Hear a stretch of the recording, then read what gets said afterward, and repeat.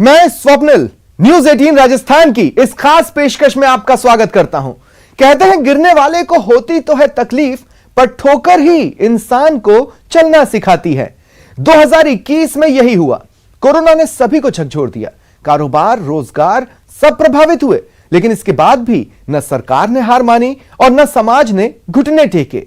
जिंदगी की जद्दोजहद के लिए कदम आगे बढ़ना शुरू हुए। धीरे धीरे नए नए कीर्तिमान स्थापित किए जाने लगे।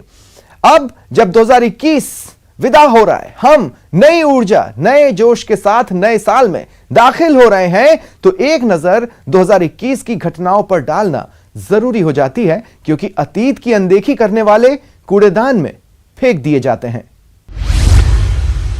जमाने से मुंह छिपाते ये वो रिश्वतखोर हैं जो घूस को अपना अधिकार समझते थे और बगैर चढ़ावे के काम करना अपनी तौहीन।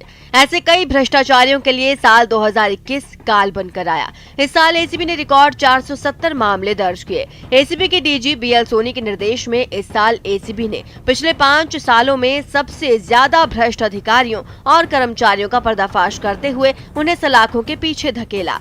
राज्य सरकार के अधीन आने वाले विभागों के अलावा एसीबी ने पहली बार भारत सरकार के अधीन आने वाले विभागों में भी कार्रवाई की। अगर मैं संख्या के हिसाब से बात करूं तो हमने अब तक 15 दिसंबर तक 400 से ज़्यादा ट्रैप कर लिए हैं और कुल 470 प्रकरण पंजीबद्ध हुए हैं। इस साल आय से अधिक संपत्ति के मामलों में भी एसीबी ने करोड़ों की संपत्ति को उजागर किया। एसीबी से मिली जानकारी के अनुसार इस साल 94 गैजेटेड और 355 नॉन गैजेटेड अधिकारियों कर्मचारियों के खिलाफ कार्रवाई हुई। एसीबी डीजी बीएल सोनी के मुताबिक नए साल में संगठित करप्शन पर फोकस किया जाएगा। बीएल सोनी नए साल में भ्रष्ट लोक सेवकों को और सरप्राइज करने का वादा कर रहे हैं। मतलब साफ है, या तो आदत सुधारो या फिर अंजाम भुगतने के लिए तैयार रहो। बीएसटीसी बीएड विवाद में जोधपुर हाई कोर्ट का फैसला सुर्खियों में रहा। फैसले के मुताबिक हाई कोर्ट ने बीएसटीसी के अभ्यर्थियों को बड़ी राहत देते हुए उन्हें ही रीट लेवल 1 के लिए पात्र माना है। इससे बीएड योग्यताधारियों को बड़ा झटका लगा है। अब रीट लेवल 1 की परीक्षा देने वाले 9 लाख बीएड योग्यताधारियों का रिजल्ट जारी नहीं होगा। कोर्ट का फैसला आते ही बीएसटीसी डिग्री धारकों में खुशी की लहर फैल गई, जबकि बीएड योग्यताधारी निराश हो गए। रीट लेवल 1 में बीएड बीएसटीसी विवाद को लेकर दायर राजेंद्र चोटिया की याचिका पर सुनवाई करते हुए राजस्थान उच्च न्यायालय के मुख्य न्यायाधीश अखिल कुरैशी की खंडपीठ ने रिपोर्टेबल जजमेंट दिखाते हुए इस मामले में बीएड के करीब 9 लाख अभ्यर्थियों को इस परीक्षा से बाहर करने का आदेश दिया। राजस्थान हाईकोर्ट के इस आदेश से न केवल राजस्थान बल्कि देश भर के बीएसटीसी अभ्यर्थियों को बड़ी राहत मिली है। गौरतलब है कि एनसीईटी ने साल 2018 में एक नोटिफिकेशन जारी कर बीएड अभ्यर्थियों को इस परीक्षा के योग्य मान लिया था, जिसको यहां पर चुनौती दी गई, जिस पर सुनवाई करते हुए हाईकोर्ट ने यह महत्वपूर्ण फैसला सुनाया है। साल 2021 वैसे तो कोरोना की चुनौतियों और महत्वपूर्ण मानव जीवन के नुकसान से भरा रहा, लेकिन इन सब के बीच इस साल एक ऐसा काम भी शुरू हुआ जो अजमेर के विकास में पंख लगाने का काम करेगा, इसकी प्रगति का मार्ग प्रशस्त करेगा। वैसे अजमेर में चिकित्सा सुविधाओं का विस्तार लंबे समय से एक प्रमुख मुद्दा बना रहा। फिर चाहे वो पुराने हो चुके मेडिकल कॉलेज भवन का मसला हो या फिर संभाग के सबसे बड़े जेएलएन अस्पताल में उपकरणों और विशेषज्ञों की नियुक्ति का। सालों से इस समस्या का समाधान कोरोना की चुनौती भरे साल यानी 2021 में हुआ। पूर्व चिकित्सा मंत्री और केकड़ी विधायक डॉक्टर रघु शर्मा के अथक प्रयासों के चलते करीब 200 करोड़ की लागत से नया मेडिकल कॉलेज भवन का सपना अब साकार होने जा रहा है। कायड़ गांव में बनने वाले इस नए मेडिकल कॉलेज भवन के लिए अजमेर विकास प्राधिकरण ने 23 हेक्टेयर जमीन निःशुल्क उपलब्ध कराई है। डॉक्टर रघु शर्मा के मंत्री रहते ही 9 जून 2021 को इसकी प्रशासनिक और वित्तीय स्वीकृति भी जारी हो गई। 31 दिसंबर को टेंडर निकलने के साथ ही नए साल में इसका निर्माण कार्य भी शुरू हो जाएगा। 192 करोड़ का कायड़ में मेडिकल जेएलएम मेडिकल कॉलेज नया बनने जा रहा है। जिसका राशि 192 करोड़ सेंटर और स्टेट के द्वारा बियर की जा रही है। साल 2021 भले ही कोरोना के साए में बीता हो, लेकिन झीलों की नगरी उदयपुर की खूबसूरत झीलों ने इस बीते साल में इतिहास रच दिया।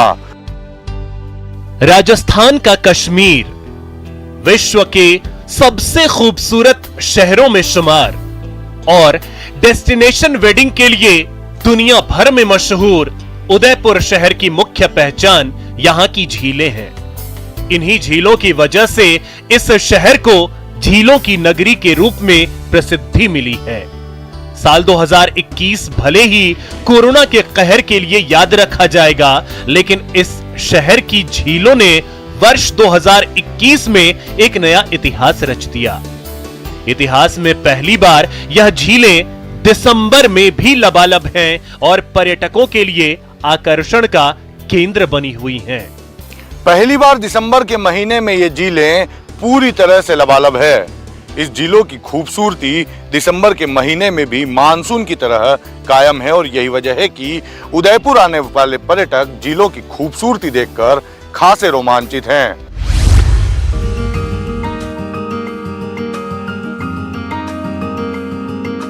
वर्ष 2021 कोचिंग सिटी के बाशिंदों को खास सौगात दी गया।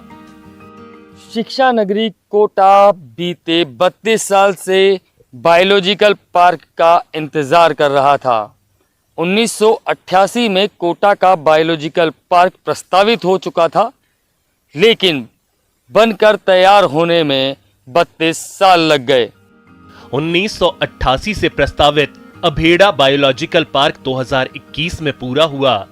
32 साल से वन्य जीव प्रेमी जिस बात का इंतजार कर रहे थे, उसे मुख्यमंत्री अशोक गहलोत ने पूरा कर दिया। कोटा के अभेड़ा बायोलॉजिकल पार्क का उद्घाटन हो चुका है। सर, इसका फर्स्ट फेज का काम कंप्लीट हो चुका है, जो जिसमें 18 इनक्लोजर बन चुके हैं अपने। 18 में से 5 बर्ड्स के हैं और बाकी जो 13 इनक्लोजर हैं उनमें से हार्बीवोर्स और कार्निवोरस के इनक्लोजर हैं, जिसमें कार्निवोरस में लेपर्ड है, वुल्फ है, हाइना है और जेकोल है। उसके साथ अपने शाकाहारी वन्य जीवों में चिंकारा है, चीतल है, ब्लैक बग है, सांबर और नीलगाय है। अभेड़ा बायोलॉजिकल पार्क का पूरा मजा लेने के लिए अभी कुछ और इंतजार करना पड़ सकता है। कोरोना की कठिन और विपरीत परिस्थितियों में भी गहलोत सरकार ने राज्य में खेल और खिलाड़ियों पर विशेष ध्यान दिया। खिलाड़ियों को सीधी नौकरी देने की बात हो या फिर पुरस्कार राशि में इजाफा, गहलोत सरकार ने कई ऐतिहासिक फैसले किए। खेलों और खिलाड़ियों को प्रोत्साहित करने का भरपूर प्रयास किया। तस्वीरें बीकानेर की हैं। वर्ष 2021 बीकानेर के लिए काफी खास रहा। एक और जहां जिले में कई नए कॉलेज खोले गए, वहीं संभाग के सबसे बड़े राजकीय डूंगर कॉलेज में पढ़ने वाले छात्रों को स्पोर्ट्स से जोड़ने के लिए राज्य सरकार ने 1 करोड़ की लागत से स्पोर्ट्स कॉम्प्लेक्स बनवाया। तत्कालीन ऊर्जा मंत्री डॉक्टर बी.डी. कल्ला और तत्कालीन उच्च शिक्षा मंत्री भंवर सिंह भाटी ने साल की शुरुआत के साथ ही राजकीय डूंगर कॉलेज में बने स्पोर्ट्स कॉम्प्लेक्स का उद्घाटन कर छात्रों को सौगात दी। लंबे समय से छात्र स्पोर्ट्स कॉम्प्लेक्स के निर्माण की मांग कर रहे थे।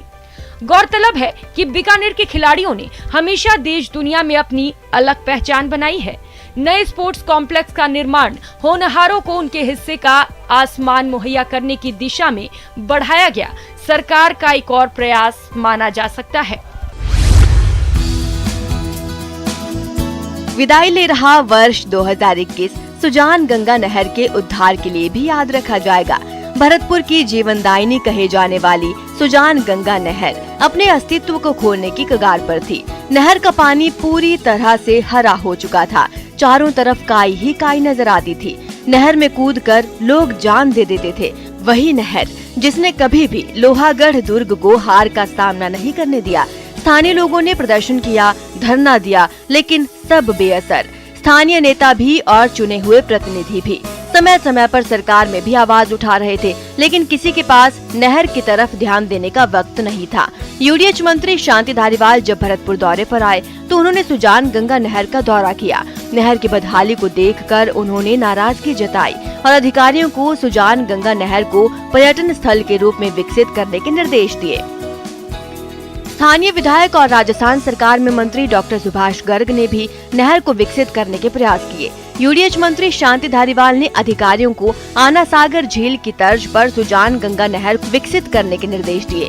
कुछ दिन बाद यूआईटी और नगर निगम ने मिलकर नहर की साफ सफाई कराई और उसके बाद उसमें बोटिंग शुरू हुई। अब नहर के किनारे जगह जगह पर चौपाटी बनाई जा रही है और सुजान गंगा नहर को पूरी तरह से पर्यटन स्थल के रूप में विकसित किया जा रहा है। कहा जा सकता है कि भरतपुर में एक बड़ा विकास कार्य कराया गया है जो जिले की पहचान को और बुलंदी पर ले जाएगा। मुश्किलें मांझती हैं, कम से कम 2021 तो यही बता गया। जी हाँ, कोरोना की दूसरी लहर जो पीक पर थी, ऑक्सीजन की कमी से त्राहिमाम मचा था, तब सीकर के लोगों ने अपने आप से एक प्रण किया, चाहे जो हो लेकिन आगे से ऑक्सीजन की कभी कमी नहीं होने देंगे। लेकिन हमने ये महसूस किया कि हम बहुत असहाय, हमको लगा कि जैसे हमारे पास कोई उसका स्रोत नहीं था और हमें दूसरे जिलों पर निर्भर रहना पड़ रहा था। सीकर में एक समय रोज 700 से 800 तक कोरोना के केसेस आ रहे थे। रोज 1000 ऑक्सीजन सिलेंडर्स की जरूरत पड़ रही थी, लेकिन जिले में एक भी ऑक्सीजन प्लांट नहीं था। उस वक्त जिला कलेक्टर अविचल चतुर्वेदी ने जन सहयोग से सीकर में ऑक्सीजन प्लांट बनाने का विचार रखा। प्लांट के लिए करीब 4 करोड़ रुपए की जरूरत थी। कलेक्टर की अपील पर सीकर के लोग आगे आए। सबसे पहले निजी शिक्षण संस्थान संघ ने 1 करोड़ रुपए दिए। इसके बाद तो दान देने वालों का तांता लग गया। देखते देखते प्लांट में लगने वाला पूरा पैसा जनता ने दे दिया। सीकर के सरकारी कर्मचारियों ने भी बढ़ चढ़कर दान दिया। लोगों के 5 महीने की मेहनत के बाद 24 अक्टूबर को इस प्लांट का उद्घाटन हो गया। आमजन के सहयोग से बने इस ऑक्सीजन प्लांट की क्षमता हर दिन 700 सिलेंडर्स भरने की है। सवाई माधोपुर के चौथ का बरवाड़ा का 6 सेंसेस बरवाड़ा फोर्ट होटल साल का सबसे बड़ा वेडिंग डेस्टिनेशन साबित हुआ। वैसे तो राजस्थान में ऐसे कई ऐतिहासिक महत्व रखने वाले किले, महल, कोठियां और हवेलियां हैं जो वेडिंग के लिए परफेक्ट हैं, मगर इस बार सवाई माधोपुर का मशहूर 6 सेंसेस बरवाड़ा फोर्ट सुर्खियों में रहा, क्योंकि बॉलीवुड की टॉप एक्ट्रेस कटरीना कैफ ने एक्टर विकी कौशल के साथ 7 फेरे लिए। 7 से 9 दिसंबर के बीच शादी समारोह आयोजित हुआ। पूरे देश की नजरें इस हाई प्रोफाइल शादी पर टिकी रहीं। दोनों फिल्मी हस्तियों की शादी में शो बिजनेस के कई नामी गिरामी चेहरे शरीक हुए। बेहद शाही रूप में इस शादी को आयोजित किया गया। इस पर करोड़ों रुपए खर्च किए गए। इसके साथ ही इस शादी को पूरी तरह से गोपनीय भी रखा गया। यह शादी पूरे देश में जबरदस्त रूप में सुर्खियों में रही, जो कि सवाई माधोपुर जिले का सबसे बड़ा इवेंट साबित हुई। इस इवेंट को आज भी सवाई माधोपुर जिले के बाशिंदे बेहद गर्व के साथ याद करते हैं। आपको बताते चलें, पहले यह होटल बरवाड़ा फोर्ट था, जिसे 14वीं शताब्दी में चौहानों ने बनाया था, लेकिन 1734 में इस होटल पर राजावत राजवंश ने जीत हासिल कर ली थी। अब रॉयल फैमिली के वंशज पृथ्वीराज सिंह ने एस्पायर ग्रुप के साथ मिलकर इस होटल का निर्माण कराया है। सफलता एक दिन में नहीं मिलती, मगर ठान लिया तो एक दिन जरूर मिलती है। प्रतापगढ़ को ही देख लीजिए। कहने को तो प्रतापगढ़ एक आदिवासी बाहुल्य जिला है, यहाँ संसाधनों की भी काफी कमी है, लेकिन इसके बावजूद इस जिले के चिकित्सा विभाग ने प्रदेश में नया कीर्तिमान स्थापित किया है। पहली डोज में 100% सफलता हासिल करने के बाद जिले की 84% आबादी को दूसरी डोज भी लग चुकी है। अब कोरोना के बढ़ते प्रकोप को देखते हुए जिला पूरी तरह से सतर्क दिखाई दे रहा है। स्वास्थ्य विभाग की टीम ने यहां बेहतरीन काम करते हुए जिले को कोविड जांच में भी प्रदेश में सबसे आगे पहुंचा दिया। जिले के स्वास्थ्य कर्मियों की टीम लगातार प्रतापगढ़ को कोरोना से दूर रखने के लिए प्रयास करते हुए जांच कर रही है, जिसकी वजह से प्रतापगढ़ जिला कोरोना की जांच करने में भी प्रदेश में अव्वल चल रहा है। विषम भौगोलिक परिस्थिति और आदिवासी बाहुल्य क्षेत्र होने के बाद भी यहाँ के लोगों में वैक्सीन के प्रति रुझान बरकरार है। कोरोना की जांच करवाने में भी लोग पीछे नहीं हट रहे हैं। इसी का परिणाम है कि जिले में पिछले दिनों विदेशों से लोगों के आने के बाद भी जिले में कोरोना का संकट नहीं है। पाली जिले ने इस वर्ष वो गौरव हासिल किया जो उसे आजादी के 7 दशक में भी नहीं मिला था। इस वर्ष पहली बार जिले के किसी व्यक्ति को देश के सर्वोच्च सम्मानों में से एक पद्मश्री से सम्मानित किया गया। राष्ट्रपति रामनाथ कोविंद ने देवली निवासी 94 वर्षीय अर्जुन सिंह शेखावत को साहित्य के क्षेत्र में उनके उल्लेखनीय योगदान के लिए पद्मश्री से नवाजा। राष्ट्रपति के हाथों सम्मानित होने वाले अर्जुन सिंह शेखावत जिले के पहले व्यक्ति हैं।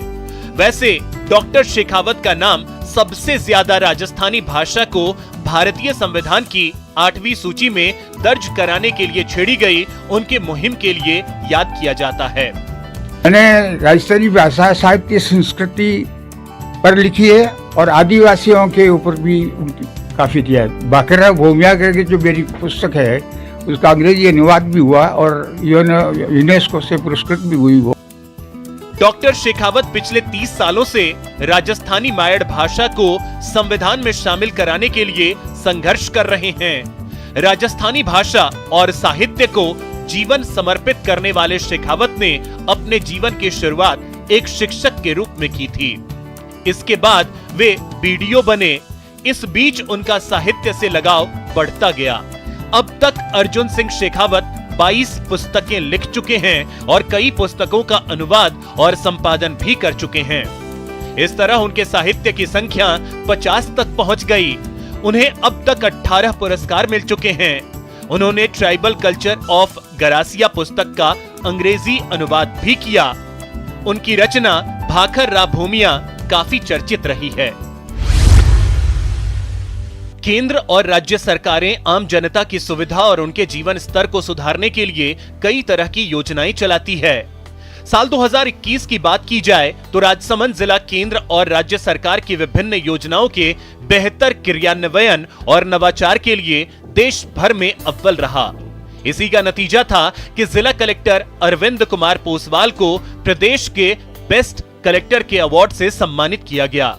यह पहली बार था जब राजसमंद जिले के किसी कलेक्टर को प्रदेश की ब्यूरोक्रेसी के सबसे बड़े सम्मान से नवाजा गया। केंद्र सरकार के महत्वाकांक्षी मिशन प्रधानमंत्री आवास योजना और कोरोना काल में गरीब जनता के हित के लिए चलाए गए प्रधानमंत्री गरीब कल्याण योजना में राजसमंद देश भर में अव्वल रहा। साथ ही नरेगा में सबसे अधिक 100 दिन का रोजगार देने और जल जीवन मिशन में सबसे अधिक नल कनेक्शन देने में भी राजसमंद टॉप पर रहा। आपको बताना चाहूँगा कि जैसे प्रधानमंत्री आवास योजना उसमें हम पूरे देश भर में प्रथम रहे। उसके अलावा जल जीवन मिशन और नरेगा में जो है पूरे राज्य में प्रथम स्थान पर रहे। तो ये पूरे जिले की प्रगति है। तो पूरे जिले के लोगों ने एक टीम की तरह काम किया जिसके कारण हमें ऐसे परिणाम प्राप्त हुए। इस साल राजसमंद जिले ने पूरे देश में अपनी प्रशासनिक योग्यता और कुशलता के दम पर एक विशेष पहचान बनाई। ऐसे में अब जिलेवासियों की यही चाहत है कि साल 2022 में भी राजसमंद अपने विशिष्ट पहचान कायम रखे। वर्ष 2021 राजस्थान में 2 नदियों के संगम के लिए भी याद रखा जाएगा। प्रदेश में पहली बार 2 नदियों को जोड़ा गया। आहू और चंवली नदी को आपस में जोड़ा गया। यह प्रयोग झालावाड़ के पिड़ावा क्षेत्र में किया गया। अब आहू नदी से बेकार बहने वाली पानी चंवली नदी में आ जाएगी, जिससे चंवली बांध में स्टोर किया जाएगा। इससे दर्जनों गांवों की प्यास बुझाई जा सकेगी। जो अपना ये चंवली डैम है, जनरली ये खाली रह जाता है, ओवरफ्लो 1-2 बार ही हो पाया है। तो जो आहू नदी से गागरीन डैम के ऊपरी छोर से इसको जोड़ा है, तो निश्चित रूप से जैसे ही गागरीन डैम छलकेगा तो इसका पानी लगातार आता रहेगा। जल संसाधन विभाग के पूर्व चीफ इंजीनियर केडी सांधू ने दोनों नदियों को आपस में जोड़ने का प्रस्ताव 2017 में राज्य सरकार को भेजा था। तत्कालीन मुख्यमंत्री वसुंधरा राजे ने प्रस्ताव स्वीकार करते हुए बजट में इस प्रोजेक्ट की मंजूरी दे दी थी। यही वजह है कि प्रोजेक्ट पूरा होने पर झालरापाटन से विधायक और राजस्थान के पूर्व मुख्यमंत्री वसुंधरा राजे ने भी अपनी खुशी जताई थी, क्षेत्रवासियों को बधाई दी। ऑलमोस्ट इतना बड़ा एग्जाम्पल हो गया।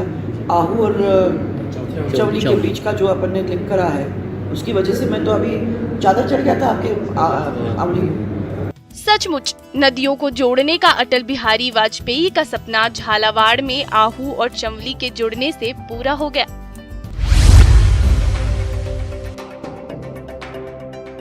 गिर गिर के मुसीबत में संभलते ही रहेंगे।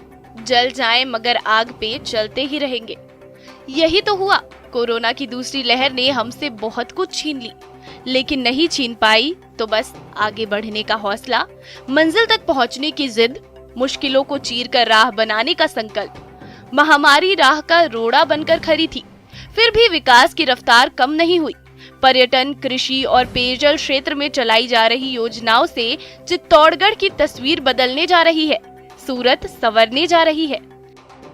चित्तौड़गढ़ में अफीम, सरसों, सोयाबीन और गेहूं की फसल खूब लहलहाती है, लेकिन कोल्ड स्टोरेज नहीं होने से किसानों को फायदा नहीं मिल पाता। ऐसे में केंद्र सरकार की योजना के तहत जिले में 10 करोड़ की लागत से कोल्ड स्टोरेज का निर्माण कराया जा रहा है। खेती किसानी में अव्वल चित्तौड़गढ़ अपने समृद्ध ऐतिहासिक धरोहरों से पर्यटकों को लुभाता रहा है, लेकिन चित्तौड़गढ़ जिले में आने वाले पर्यटक रात्रि ठहराव नहीं कर पाते, जिससे पर्यटन उद्योग का खासा नुकसान उठाना पड़ता है। लेकिन भविष्य में ऐसा नहीं होगा। आपने जानो माल की सुरक्षा के लिए थाने खुलते देखे होंगे, लेकिन पानी चोरी रोकने के लिए पुलिस थाना खुलना यकीन नहीं हो रहा ना। लेकिन हनुमानगढ़ के नोहर में पानी चोरी रोकने के लिए पहला थाना वजूद में आ चुका है। देख सकते मेरे पीछे बिल्डिंग है, ये थाना खोला है नहरी पानी सुरक्षा एवं चोरी निरोधक थाना। इस थाना के खुलने के बाद जहां सिंचाई पानी चोरी की घटनाओं पर अंकुश लग रहा है, वहीं नोहर के अंतिम छोर पर बैठे किसानों को भी पर्याप्त सिंचाई पानी मिलना संभव हो सका है। कृषि प्रधान हनुमानगढ़ जिले में सिंचाई पानी की चोरी हमेशा से ही एक बड़ा मुद्दा रही है। खासकर जिले के भादरा क्षेत्र में सिंचाई पानी चोरी बड़े पैमाने पर होती है।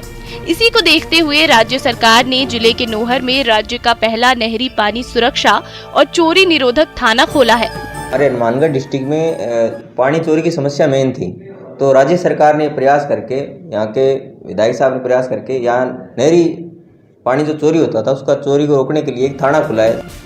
दरअसल पानी चोरी के कारण नहर के अंतिम छोर पर बसे किसानों को पानी उपलब्ध नहीं हो रहा था। इसके लिए नोहर से कांग्रेस विधायक अमित चाचाण ने अपनी ही सरकार के खिलाफ रासलाना वितरिका नहर पर 7 दिन तंबू लगाकर दिन रात धरना दिया था, जिसके बाद मुख्यमंत्री अशोक गहलोत ने नोहर में नहरी पानी सुरक्षा और चोरी निरोधक थाना खोलने की घोषणा की थी। कुछ कारणों से हमें आशातीत सफलता नहीं मिली। उसके बाद 2019 और 20 में हमने और ज्यादा मेहनत करके काम किया और हमें सिटीजन फीडबैक में अवार्ड मिला।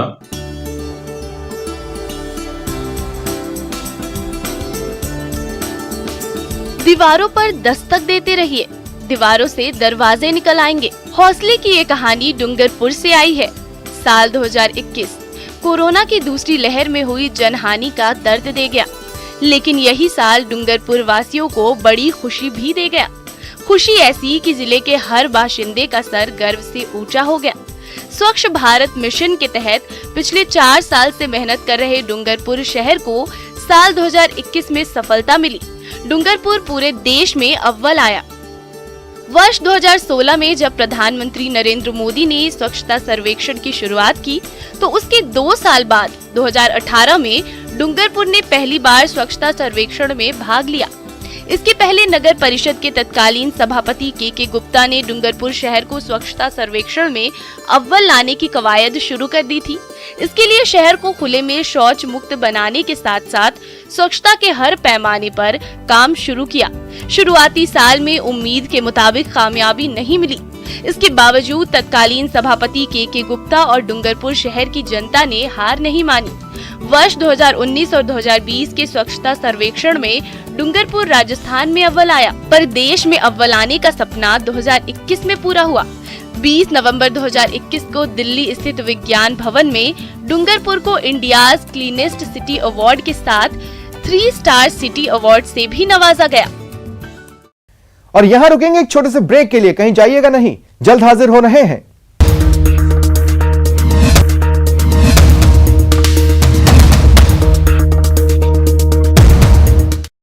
ब्रेक के बाद एक बार फिर आप सभी का स्वागत है। साल 2021 की यादों का सफर आगे बढ़ाते हैं। जीत के गर्व से भरी ये वो तस्वीरें हैं जिन पर पीढ़ियां नाज करेंगी। इतिहास सुनहरे हरफों में लिखेगा। सभ्य समाज सदियों तक याद रखेगा। वर्ष 2021 में अलवर जिला राजस्थान में सबसे बड़े किसान आंदोलन के केंद्र के रूप में यादगार रहा। शाहजहांपुर बॉर्डर राजस्थान में सबसे बड़ा किसान आंदोलन स्थल रहा, जहां दिल्ली जयपुर हाईवे पर 1 साल तक किसान धरने पर डटे रहे। साल के अंत में केंद्र सरकार से समझौते के बाद आखिरकार किसान आंदोलन समाप्त हो गया, जिसके बाद किसान अपने तंबू हटाकर लौटने लगे। इसके पहले किसान नेताओं ने तंबुओं में मौजूद किसानों से मुलाकात की, उनको फूल मालाएं पहनाई, शहीद किसानों के जयकारे लगाए। किसान मौसम की मार सहते रहे, लेकिन डटे रहे। कई बार गर्मियों की आंधी में उनके तंबू इसी तरह बिखर गए थे। जैसे अब किसानों ने तंबू खोल दिए हैं।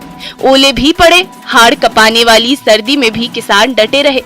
देश भर में सैकड़ों किसान शहीद हो गए, लेकिन अपनी मांगों को मनवाने में कोई कोर कसर नहीं छोड़ी। आखिर में सरकार को झुकना ही पड़ा, क्योंकि पिछले 70 साल से किसान को जो कुछ मिला है सत्ता से संघर्ष करके ही मिला है। तो संघर्ष किया है, संघर्ष करेंगे, मोर्चा उठा रहे हैं, आंदोलन नहीं खत्म कर रहे हैं। आंदोलन चलेगा, लड़ेंगे और जीतेंगे। कोरोना से जंग के दौरान डॉक्टरों, स्वास्थ्य कर्मियों ने बेहतरीन मिसाल पेश की। ऐसे दर्जनों डॉक्टर स्वास्थ्य कर्मी थे जो खुद संक्रमित होने के बावजूद अपने फर्ज से पीछे नहीं हटे। कोरोना को मात देकर फिर मैदान में उतरे। कई कोरोना वॉरियर्स ने इस लड़ाई में अपने जीवन का बलिदान दे दिया, लेकिन महामारी के खिलाफ जारी जंग कमजोर नहीं पड़ी। उसी कोशिश का नतीजा है कि सिरोही में अब संक्रमण दम तोड़ रहा है। बीते 1 साल में इस महामारी के कारण सिरोही में कई ऐसे काम हुए जो प्रदेश के लिए मील का पत्थर साबित हुए। निश्चित रूप से कोविड जो महामारी थी वो हम सब के लिए, चिकित्सा विभाग के लिए और समस्त आमजन के लिए एक बहुत बड़ा चैलेंज था। बहुत बड़ा चैलेंज होने के बावजूद चिकित्सा विभाग का हर एक कर्मचारी, हर एक अधिकारी, हर एक नुमाइंदा दिन रात बिना थके, बिना रुके, बिना किसी अवकाश लिए साल भर से ज्यादा का समय हो गया है, दिन रात पीड़ित मानवता की सेवा में लगा हुआ है। कोरोना की दूसरी लहर में उखड़ रही मरीजों की सांसों के लिए सिरोही की 108 संजीवनी बनकर सामने आई है। सिरोही में 108 की स्पीड बढ़ाने के लिए दिन रात 2-2 पायलट लगे रहे। 108 के कर्मचारी जान जोखिम में डालकर अपने फर्ज को अंजाम देते रहे। वहीं बात कर रहे चिकित्सा महकमाओं की उपलब्धियों के बारे में, तो इस कोरोना काल में चिकित्सा विभाग 24 घंटे काम करके अपना मानवता का धर्म निभाया है।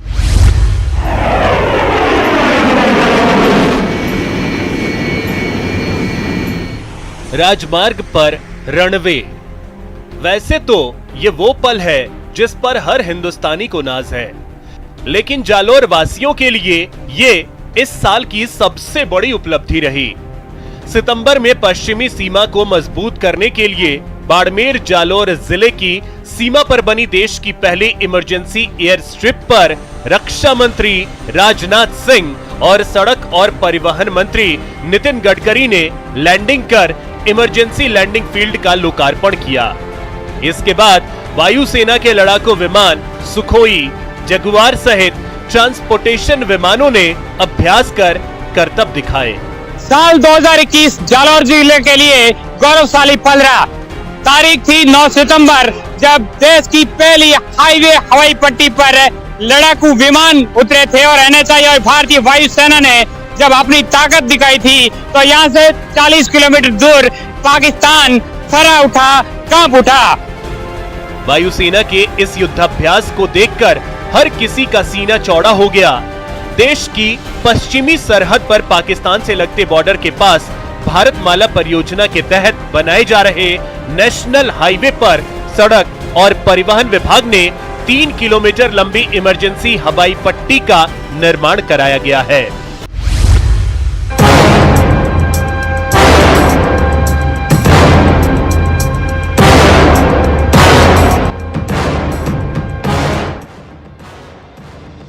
पिछले 1 वर्ष से ज़्यादा के समय में ऑपरेशन फ्लश आउट के अंतर्गत लगभग 53 बड़ी कार्रवाइयाँ जो है वो जिला पुलिस द्वारा की गई हैं, जिसमें लगभग 4.5 किलो से भी ज़्यादा स्मैक जो है वो जब्त की जा चुकी है, जिसकी अंतर्राष्ट्रीय बाज़ार में कीमत लगभग 5 करोड़ के आसपास है। 2021 में नशे के खिलाफ करौली पुलिस की कार्रवाई जिले वासियों को आश्वस्त कर गई। नशे के सौदागरों में अफरा तफरी मचा गई।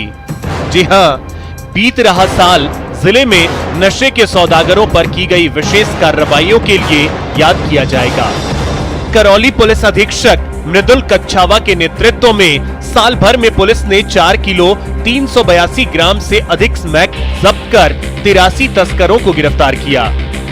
अंतर्राष्ट्रीय बाजार में जब्त माल की कीमत 5 करोड़ बताई जा रही है। पुलिस की मुस्तैदी से न सिर्फ नशे के कारोबारियों में हड़कंप है, बल्कि युवा भी नशे के जाल में फंसने से बच रहे हैं। आमजन से मिली शिकायतों को एसपी ने चुनौती के रूप में लिया। कनिष्ठ से वरिष्ठ अफसरों के अनुभव का लाभ उठाया। पुलिस की कोशिश को कामयाबी मिली और नतीजा करौली वासियों को आश्वस्त कर गया। 1975 में सबसे पहले एक पीपल का पौधा लगाया मेरी दादी के हाथ से, और तभी वो प्रेरणा जागृत हुई और उस पौधे से लेकर के शुरू हुआ। आज तक 5.5 लाख पौधे राजस्थान के 5-6 जिलों में मैं लगा चुका हूं।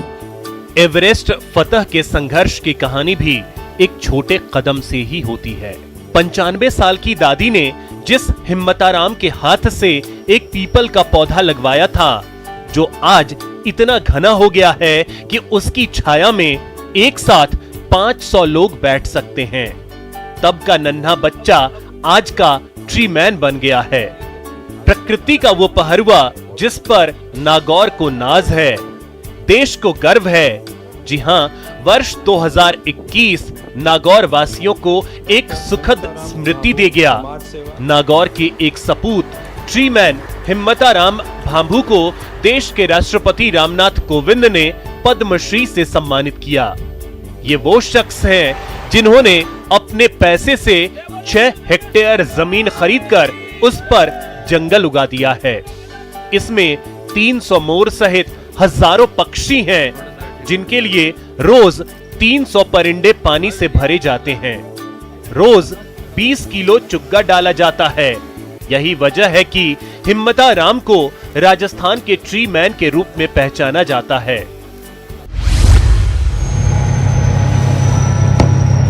टैंकों की गड़गड़ाहट, गोलियों की तड़तड़ाहट और चारों तरफ रेत का गुबार। तस्वीरें जैसलमेर की हैं। भविष्य में मल्टी डोमेन युद्ध क्षेत्र में किस तरह दुश्मन को एरियल अटैक, हेलीबॉर्न ऑपरेशन और स्वाम ड्रोन के जरिए छक्के छुड़ाने हैं, इसके लिए इस वर्ष राजस्थान के रेगिस्तान में एक बड़े युद्धाभ्यास को भारतीय सेना ने पूरा किया। भारत के वीर जवानों ने दक्षिण शक्ति युद्धाभ्यास के माध्यम से ये बता दिया है कि भारत की सेना किसी से कम नहीं। दक्षिण शक्ति नाम के इस युद्धाभ्यास में करीब 30,000 सैनिकों ने हिस्सा लिया। माना जा रहा है कि कोरोना काल के बाद भारत की ये सबसे बड़ी एक्सरसाइज है, जो कि डिस्पाइट कोविड चैलेंजेस एक्सरसाइज युद्धाभ्यास के रूप में महाजन फील्ड फायरिंग रेंजेस में पूरी की गई। देश में सेना के तीनों अंग यानी थल सेना, नौसेना और वायुसेना की साझा कमान बनाने पर जोरों से काम चल रहा है। थिएटर कमान बनने के बाद देश में तीनों अंगों के अलग अलग कमान नहीं होंगी, बल्कि थल सेना, वायुसेना और नौसेना की इंटीग्रेटेड कमान होगी। 30,000 सैनिक, 400 पैराट्रूपर्स और 10,000 फीट की ऊंचाई से जंप, ये बताता है कि भारत किस तरह तैयार है। भारत अब सुरक्षित हाथों में है। तीनों सेनाएं, अर्धसैनिक बल और सुरक्षा एजेंसियों के साथ साथ जिला प्रशासन का सामंजस्य और आईबीजी की टीम तैयार की गई है। कोरोना ने स्वास्थ्य सुविधाओं के प्रति जिम्मेदारों को सोचने, विचारने और कुछ कर गुजरने के लिए मजबूर कर दिया। धौलपुर जिले के बाड़ी रोड पर बन रहा मेडिकल कॉलेज इस बात का ज्वलंत उदाहरण है। यहाँ 500 बेड के अस्पताल का निर्माण अंतिम चरण में है। मेडिकल कॉलेज का 30% कार्य MBBS प्रथम वर्ष के छात्रों के लिए अप्रैल 2022 तक पूरा हो जाएगा। जिला धौलपुर में 2022 में बड़े हर्ष का विषय मेडिकल की MBBS की 100 सीटें हम लोगों को मिलने की पूरी संभावना है, जिसके लिए उच्च अधिकारी ने हम लोग को निर्देशित किया है। धौलपुर के बाशिंदों को अब गंभीर बीमारियों के इलाज के लिए हायर सेंटर नहीं जाना पड़ेगा। इसके अलावा कोरोना की तीसरी लहर की आशंका के बीच धौलपुर जिला अस्पताल ने अपनी तैयारियां पूरी कर ली हैं। अस्पताल में कोरोना संक्रमितों के लिए 4 वार्डों में 152 ऑक्सीजन बेड तैयार हो चुके हैं। पीएमओ समरवीर सिंह ने बताया कि तीसरी लहर के चलते जिला अस्पताल में 3 जगह ऑक्सीजन आपूर्ति के लिए नए उत्पादन स्थल तैयार किए गए हैं। पिछले 3 महीनों से लगातार चल रहे काम के बाद जिला अस्पताल को अब प्रतिदिन 200 ऑक्सीजन सिलेंडर की आपूर्ति हो सकेगी। कहा जा सकता है कोरोना की किसी भी स्थिति से निपटने के लिए धौलपुर अब पूरी तरह से मुस्तैद है। साल 2021 की विदाई और 2022 का स्वागत। साल 2021 की कई यादें हैं, लेकिन कुछ यादें कभी नहीं भूलने वाली हैं। 2021 ने जीवन जीने की सबसे बड़ी सीख दी है। टोंक जिले में साल 2021 में चिकित्सा सुविधाओं में जो इजाफा हुआ, शायद 1 साल में पहले कभी नहीं हुआ। यहां जिला अस्पताल से लेकर सीएचसी और पीएचसी में न सिर्फ सुविधाओं में वृद्धि हुई, बल्कि संसाधन भी बढ़े। 200 बेड वाले जिला अस्पताल में सिर्फ 1 ऑक्सीजन प्लांट था। 2021 में अस्पताल में 850 बेड की सुविधा हुई। वहीं जिले भर में 4 ऑक्सीजन प्लांट चालू हालत में हैं, जो जिले के हजारों मरीजों को प्राणवायु दे सकते हैं। कोविड के कारण कई दुखद परिस्थितियां भी हुई, अनेक लोगों की कैजुअलिटी हुई और उन्हीं अनुभवों से सीखते हुए हम 2021 में अगर कोविड की तीसरी लहर आती है तो उसके लिए पूरी तरह से तैयार हैं। सिर्फ जिला अस्पताल में मिलने वाली सुविधा अब जिले के सीएचसी और पीएचसी पर मिलने लगी है। कुल मिलाकर कहें तो 2021 कोरोना को लेकर भले ही दुखद रहा हो, लेकिन टोंक जिला चिकित्सा विभाग की बात करें तो यहाँ बहुत सुविधाओं वाला रहा। वर्ष 2021 जाते जाते प्रदेश के मैनचेस्टर में निवेश के रास्ते खोल गया। जिला मुख्यालय पर आयोजित हुए इन्वेस्टमेंट समिट में देश भर से आए अलग अलग कंपनी के प्रतिनिधियों ने भीलवाड़ा के लिए करीब 170 एमओयू कर जिले में उद्योग को बढ़ावा देने के लिए लगभग 10,000 करोड़ का एमओयू किया है। जिले के लिए ये सबसे बड़ी खुशखबरी थी। इस निवेश से रोजगार का सपना देख रहे हजारों युवाओं को अपने जिले में अलग अलग रोजगार के आयाम मिलेंगे। उद्योग मंत्री शकुंतला रावत ने इस समिट का वर्चुअल उद्घाटन किया। शकुंतला रावत ने समिट को जिले के लिए काफी लाभदायक बताया, जिसका सबसे बड़ा उद्देश्य देश की बड़ी कंपनियों को निवेश के लिए भीलवाड़ा लाना था, ताकि जिले में टेक्निकल टेक्सटाइल और रेडीमेड गारमेंट उद्योग को बढ़ावा मिल सके। इसी के लिए जिले में 170 एमओयू और एलओआई किए गए। प्रदेश में पहला इन्वेस्टमेंट समिट जिले में होने से अब यहां टेक्सटाइल पार्क स्थापित करने का भी रास्ता मजबूत होता नजर आ रहा है।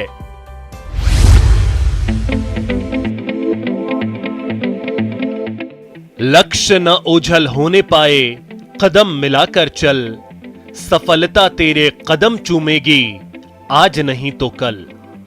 चूरू के लाल देवेंद्र झाझड़िया के कमाल को जिले के बाशिंदे इस साल की सबसे बड़ी सौगात मानते हैं। जी हां, अपनी प्रतिभा के बूते देवेंद्र ने दुनिया के मंच पर प्रदेश और देश का मान बढ़ाया। एक छोटे से गांव झाझड़ियों की ढाणी, जहां पक्की सड़क भी नहीं है, उसी गांव के सपूत ने वो कमाल किया कि दुनिया देखती रह गई। इन्होंने वो कर दिखाया जो अब तक भारत का कोई दूसरा खिलाड़ी नहीं कर पाया। साल 2004 के एथेंस और साल 2016 के रियो पैरालंपिक में भाला फेंक प्रतियोगिता में गोल्ड मेडल जीतने वाले देवेंद्र ने इस बार टोक्यो में सिल्वर मेडल जीता। देवेंद्र का जन्म एक सामान्य बच्चे की तरह ही हुआ था। इनके माता पिता भी चाहते थे कि उनका बेटा पढ़ लिख कर एक बड़ा आदमी बने, लेकिन जब देवेंद्र झाझड़िया 8 साल के थे, तब उनके साथ एक भयानक हादसा हो गया। दरअसल वह अपने गांव में एक पेड़ पर फल तोड़ने के लिए चढ़े थे, तभी उनका एक हाथ बिजली की तार से छू गया। इसके बाद देवेंद्र झाझड़िया की जान बचाने के लिए इनका एक हाथ काटना पड़ा, लेकिन देवेंद्र ने अपाहिज होने के बाद भी हार नहीं मानी। इस साल बाड़मेर की एक शादी सुर्खियों में रही। यहाँ की अंजलि कंवर ने पिता की तरफ से कन्यादान में मिले 75 लाख रुपए गर्ल्स हॉस्टल को दान देकर मिसाल पेश की है।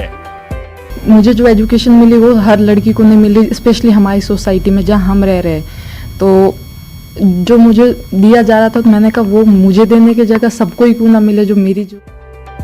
गर्ल्स हॉस्टल निर्माण के लिए अंजलि कंवर के पिता किशोर सिंह कानोड़ पहले ही 1 करोड़ रुपए दान कर चुके हैं।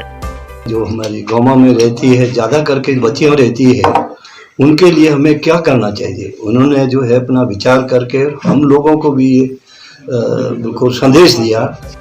अंजलि ने बचपन में ही पढ़ लिख कर अपने पैरों पर खड़ा होने की ठान ली थी। पिता किशोर सिंह कानोड़ ने हर कदम पर उसका बखूबी साथ दिया। अंजलि ने स्नातक तक की पढ़ाई पूरी की और अब LLB की पढ़ाई कर रही है। शादी से पहले अंजलि ने पिता से कहा कि उसे दहेज नहीं चाहिए।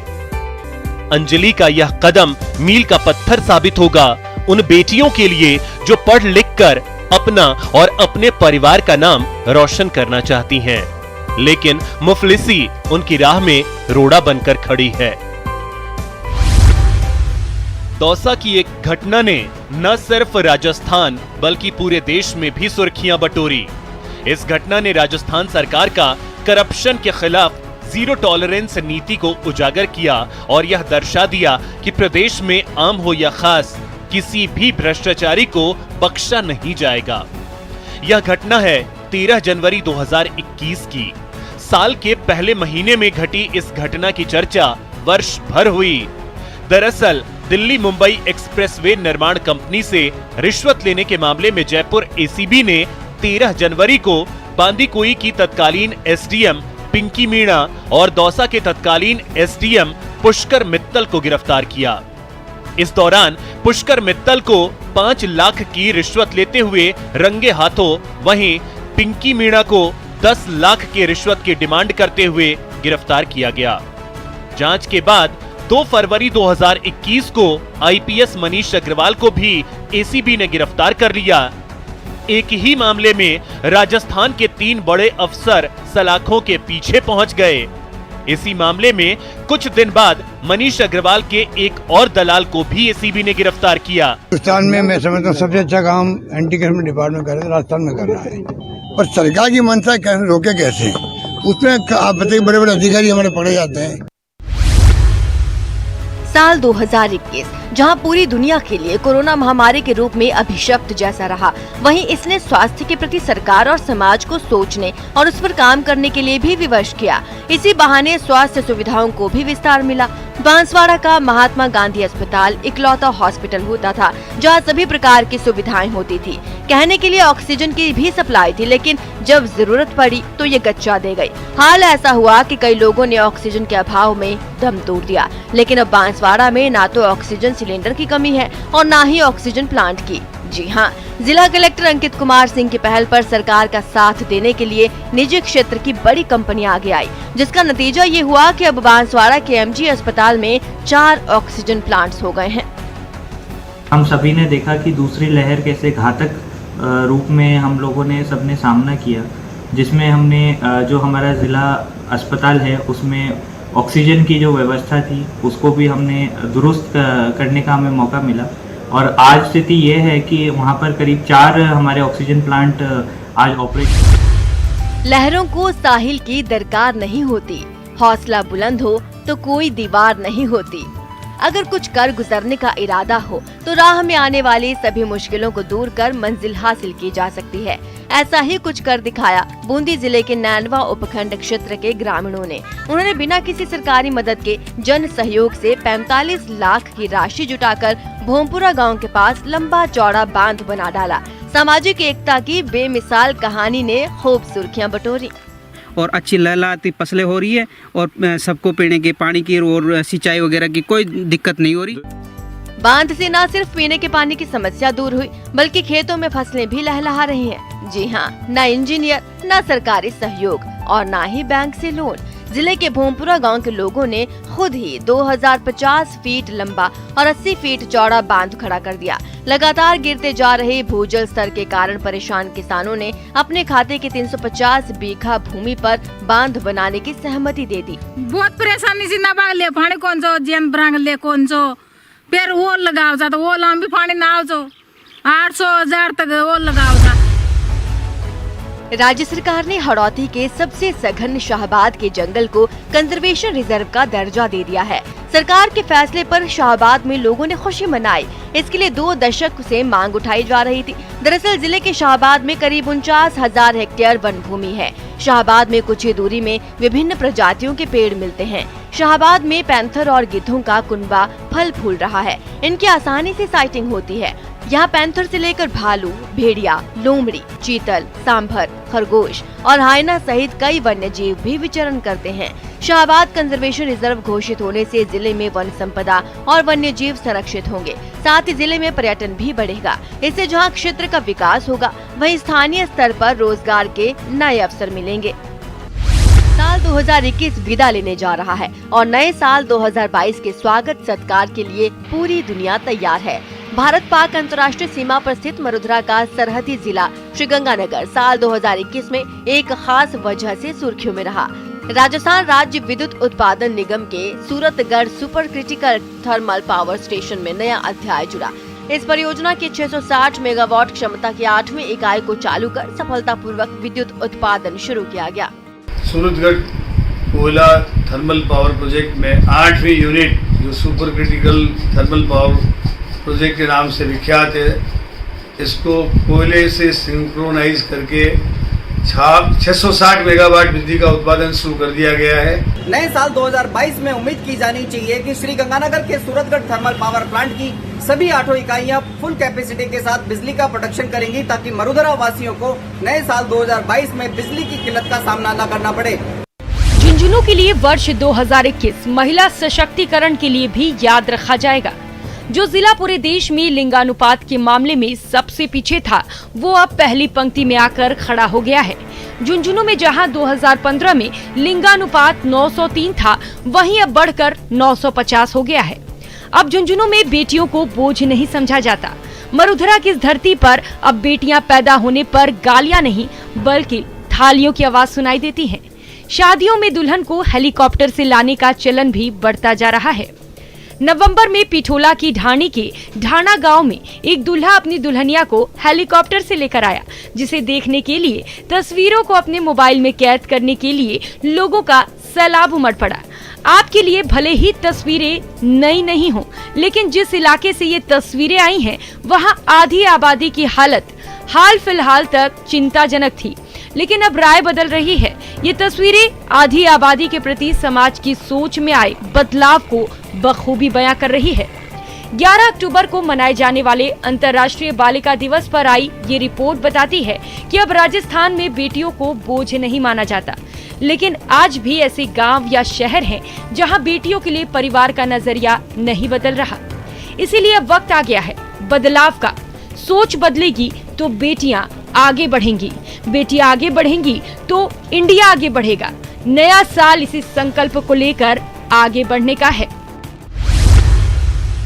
तो इस कार्यक्रम के अंत में शुभकामनाएं आप सभी को नई शुरुआत की। Happy new year. फिलहाल इतना ही। नमस्कार।